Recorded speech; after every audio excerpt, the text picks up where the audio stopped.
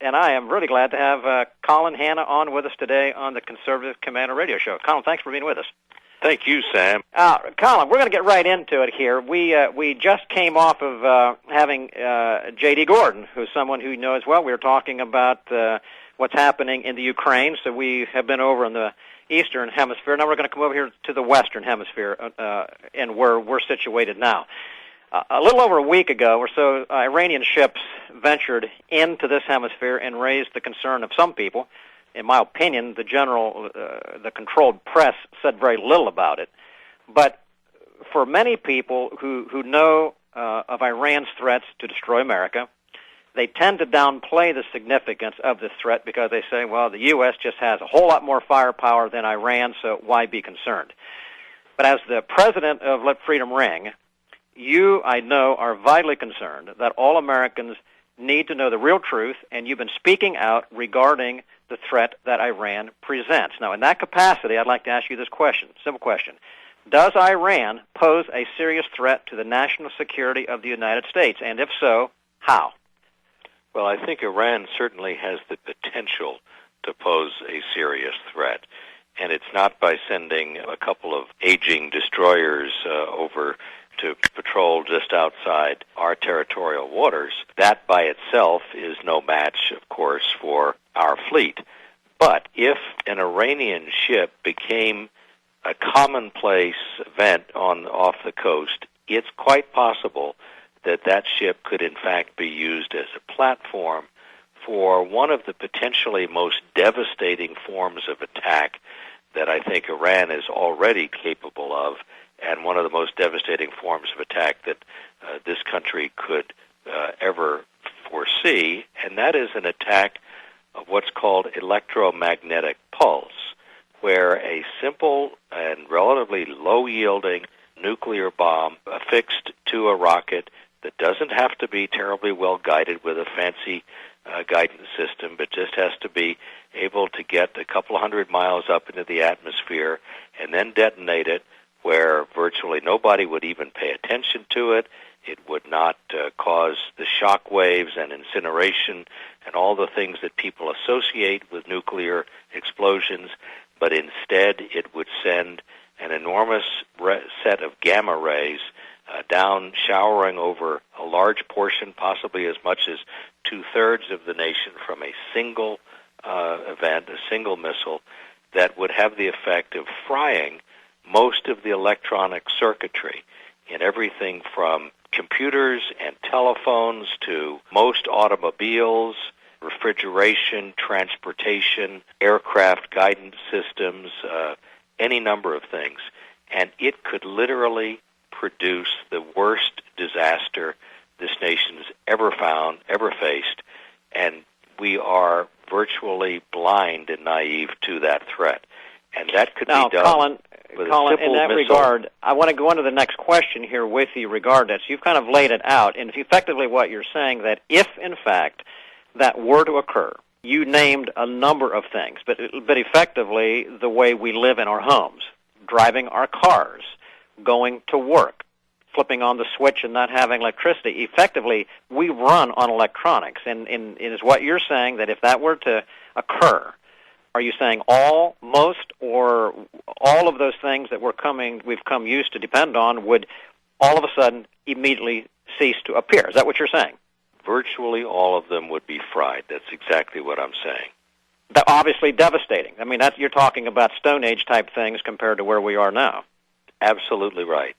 And it's an interesting thing how this threat became technically possible. You know, when the nuclear bombs were first developed, they were developed in order to produce an enormous shock wave and heat. Look at Hiroshima and Nagasaki, where they incinerated virtually everything.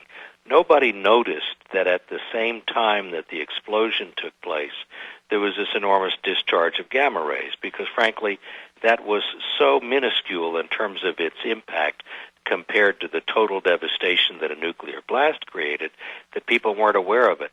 Later in the 1960s, when a couple of nuclear explosions were tested up in the atmosphere, that's when people realized that there was a secondary effect of a nuclear explosion, and that was these gamma rays that destroy all kinds of electronic circuitry.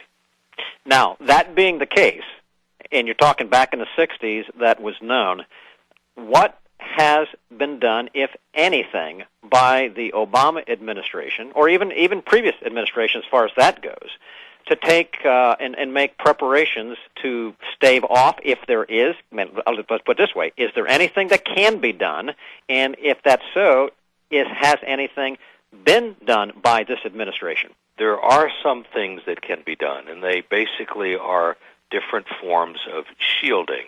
Some of the basic forms of shielding are relatively simple. If your listeners were to Google something like Faraday cages, they would find that you can provide a shielding using a metal mesh of a relatively small gauge that will shield these. And then you also have to put in instant reacting surge suppressors so that the effect of release of radiation in one area doesn't travel right through the grid and create a cascading effect of failure of transformers.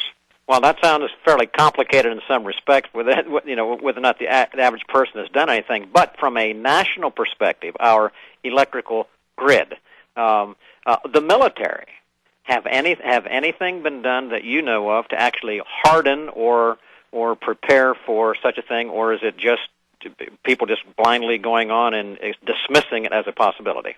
Some of this is classified, and we don't have access to it.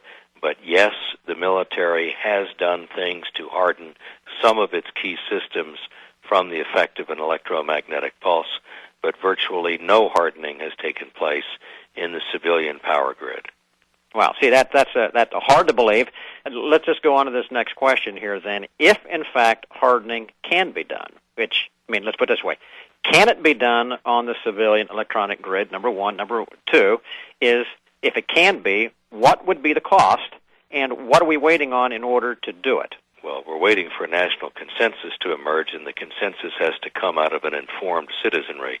So that's the key, and that's where programs like this one can be so helpful. The things that can be done involve shielding of key exposed circuitry, and one estimate of the cost of providing adequate shielding from the basic large transformers, the ones that can't be easily replaced, that take a year or more to build and can only be built in two places, Germany and Korea. Protecting those large transformers, if it were shared by all of the utility customers in the United States, would amount to about 50 cents a year. 50 cents a year? Yes. Which, obviously, that's rather hard to believe that it's that minimal. Therefore, it makes sense. And what in the world are we waiting for? Does it require congressional action in order to do that? Why aren't the power companies themselves taking this upon themselves, if in fact they are not? Well, that's the key question. There is a possible role for some kind of legislation or congressional action or regulatory action. Neither the Congress nor this administration seems to have any appetite for that right now. But the proper solution should be for all of the utilities, again, once they understand that the citizenry is waking up to it, to accept it as a capital cost of doing business. Now, the role that legislation could take could be to mandate that all utilities provide some level of protection after studying the matter and all of the typical things that you expect bureaucratic institutions to produce. It'd be far better if the utilities woke up to their risk and took the initiative themselves. But the Federal Energy Regulatory Commission does have some powers that could be exercised in this direction, and Arizona Congressman Trent Franks has proposed a bill which he calls the SHIELD Act that would mandate some of that. In this capacity, I want to ask this other question. There are other countries, I would assume, who have threatened us, like North Korea, that have been experimenting with missile launches. I'd like to have your comment on this. There are some who have said that, North Korea, as an example, have been abysmally a failure because they've not ever been able to do their missile tests that actually have hit the mark and have had a guidance system that had it on target. But I thought, well, maybe if that's not what they're testing, and then I saw someone, a strategist, look at it and say, but if they were attempting to see whether or not they could get something far enough out and high enough, as you talked about it, as in to deliver a warhead or whatever and explode it, then in that case, North Korea has been extraordinarily successful in what they've been doing with their missile launches. Now, talk to me a little bit about that, and is there any other country that has this potential or threatened this, like Iran? Sure. Most of the analysis that you read about the likelihood of some kind of attack from Iran or North Korea works under the assumption that they would fire a missile from their own native land, and therefore it would have to be capable of traversing the several thousand miles, and would then have to have a guidance system capable of finding its target, whether the target was Los Angeles or Washington or New York or what have you. Both of those are technical challenges. A missile that can cover that much range, and a missile with an adequate guidance system that can hit a city from several thousand miles away. Therefore, the inability of either of those two nations to have such a missile and such a guidance system right now has resulted in people saying, well, whatever the threat might be, it's several years down the road because they don't have either the range or the guidance sophistication to be a real threat today. And the point about electromagnetic pulse is that you don't need to have a bunch of different missiles. One is enough. You don't have to have much accuracy because the way gamma rays work, they sort of shower down. If they're a couple of hundred miles up in the atmosphere, it could be over Indianapolis or Dallas or Minneapolis or San Francisco or Washington. It doesn't matter. They could be hundreds of miles away from their actual intended target, but just using a simple ballistic arch and exploding something a couple of hundred miles up in the atmosphere. Because what would happen then is that this pulse would come down, fry circuits, fry transformers in the power grid, and then cause catastrophic failures, which then result, the way the grid is put together, in a cascade that would probably go across the entire nation. Because as some transformers fail, then the load is shifted to other transformers in the grid, then they become overloaded and they fail. So there's a secondary impact that would probably take down virtually the entire power grid in the United States, to say nothing of frying the circuitry in your computers, your cell phones, your automobiles, and so on. Your primary means of transportation might be power lawnmowers. Just think of that. Well, isn't that an incredible thing? And you bring it closer to home when you say that. And at the beginning of the program, you mentioned or alluded to the fact that that a couple of military ships, Iranian Navy ships, is not the issue. It's all of the other commercial vessels that are plying the oceans close to us.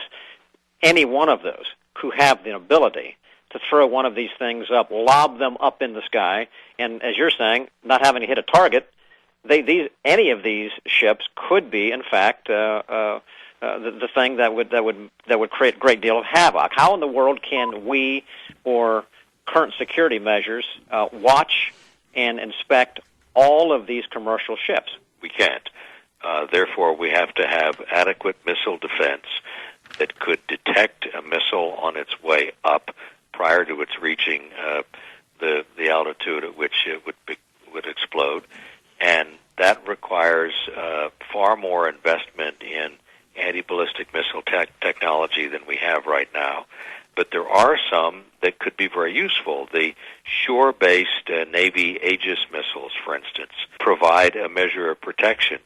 But many people don't realize that in the START treaty, the Strategic Arms Reduction Treaty that was signed just a couple of years ago, at the urging, by the way, of our now Secretary of State, then Senator John Kerry, and with the full support of President Obama, that treaty basically said that we had to ask Russia's permission if we wanted to protect, for instance, new new areas like the Gulf Coast.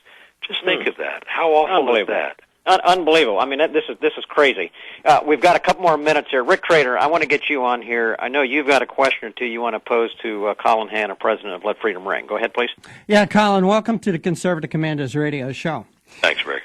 Great to have you with us. And Colin, to be honest with you, the credibility of this show, the Conservative Commandos radio show, is very important to me, to the co-host, and to our guests coming on. And to be honest with you, when I first heard about EMP, I was very skeptical, Sure. I should say. And I thought, here we go again with the FEMA camps and trains and chemtrails and alien abductions. No. But I am learning, and the first time one of my co-hosts approached this subject to me, as I said, I was very skeptical. But I am learning more and more about this, but I'm not hearing much about it anywhere else in the media. Why is that? It's actually beginning to happen. It's a funny thing, you try to press an issue that people aren't paying attention to over and over and over again, and it doesn't seem to get any traction, and then all of a sudden it starts to. And that's actually what's happening now, Rick. There are a number of things that have happened. There's a Homeland Security Committee of the House that is doing an EMP hearing. It was actually scheduled for tomorrow and has been postponed to the middle of March now because of the tremendous interest that has been generated just in the last few weeks. A couple of television shows have begun to pick up the theme. If your listeners were to use the Internet to Google electromagnetic pulse and the EMP Commission of Congress, you will find solid scientific data for all of this. And people are now waking up, and shows like yours can help. Well, we try. Also, Colin, you talk about the price, and you're saying 50 cents a year per customer. I've heard figures also like $2 billion, which to me does not seem to be a lot. Do you see this as when it happens more than if it ever happens? Well, there's another kind of electromagnetic pulse that can occur, Rick, and not necessarily from a nuclear explosion, right, but from the sun, what's Correct. called a coronal mass ejection.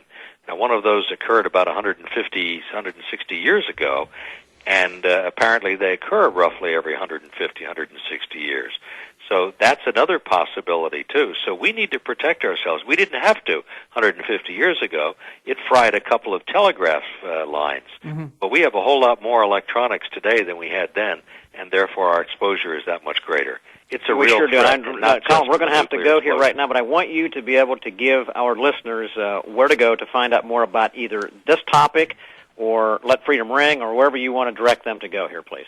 Well, thanks, Sam. www.letfreedomringusa.com will get you to our site, and then there are several links on our site that can give your listeners a full briefing on this very complex but I think very real threat. Okay, one more time, please. www.letfreedomringusa.com.